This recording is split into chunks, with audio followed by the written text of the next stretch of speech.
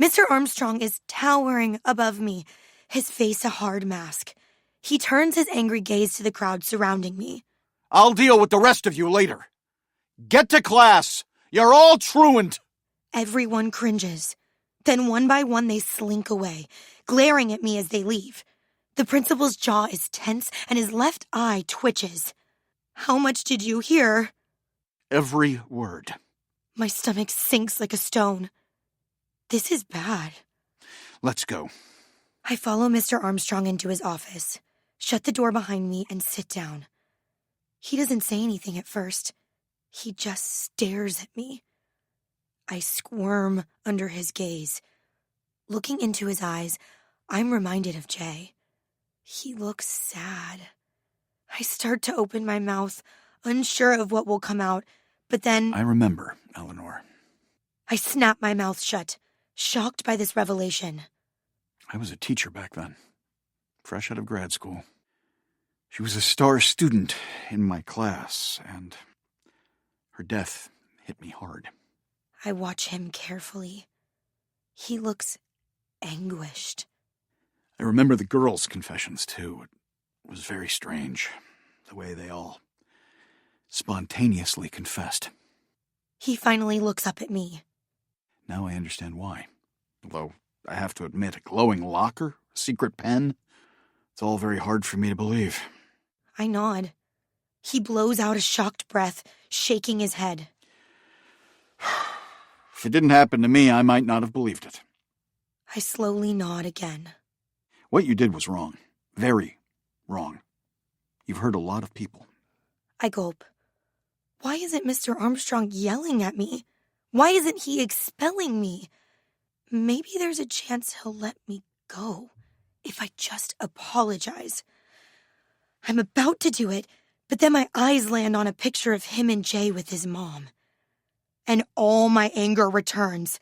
I explode. I didn't do anything wrong. You all deserved it. All the secrets I revealed should never have been hidden. You shouldn't have kept that secret from Jay all these years. If you had just told him the truth, maybe you would still have a son. Mr. Armstrong slams his fist on his desk. Enough! His chest heaves. And I think he's going to kick me out of school right then and there, but he sits down, puts his head in his hands, and starts crying. It breaks my heart. And that's when I feel it for the first time since all this began. Remorse. As I watch the father of the man I love breaking down in front of my eyes, guilt washes over me. What have I done? We just sit there like that for I don't know how long. Me staring at Mr. Armstrong, wallowing in regret, as he weeps into his hands. Finally, he stops crying and looks up at me. He's eerily calm. He pulls a slip of paper out of his desk, writes my name on it, and hands it to me. You're expelled. The bell rings just as I leave his office. Students start filing out of class, and judging by the looks they throw me, I can tell the news has already spread. A cold wind chills my bones as I trudge slowly down the hallway. My head hangs low, heavy under the weight of all their stares. Kids I've never even met before glare at me, whisper and jeer as I walk by. Some even yell out insults. I'm not invisible anymore. Everyone knows my name. Raina Sen, the most hated girl in school. Miss Akins is standing by her classroom door, glaring. My whole body shakes uncontrollably. I'm freezing cold. I walk by the cool kids' lockers, and they're all there. Summer and Marcus, Vivi and Briar, Peter, Shelley, and Quinn. Jay. They don't say a word. They just watch as I walk past their lockers. I burn with shame. I can't even bear to look at them. I shiver and shake as I walk back to my old locker to pick up my stuff. It's scattered all over the floor. My head spins. Without thinking, I open my locker door and shut myself inside. I hear the bell ring and the hallways clear out. I bury my head in my hands and cry. A warm glow lights my face. I look up and gasp. All the names are gone, and in their place are just the words, "To thine own self be true." It's a message from Eleanor, and it's something my mother tried to tell me too. I know then what I have to do. I wipe my eyes and step out of my locker. I walk up to the wall near the doorway and pull the fire alarm. I stand in the center of the courtyard as the entire school files outside. I wave my hands and yell to get everyone's attention. Everyone gathers around me, confused. I take a deep breath and go for it. Everyone, listen up. I know you've all probably heard a strange rumor by now, and I'm here to tell you it's true. All of it. I'm the one behind all the secrets. It's not a truth serum. It's a magic locker, haunted by Eleanor Buckley's ghost. All the people who revealed their secrets were under the spell of Eleanor's magic locker. I find the faces of all my victims in the crowd and look them in the eyes one by one. I wrote each of your names in Eleanor's locker to humiliate you, because you had all humiliated me. What I did was wrong.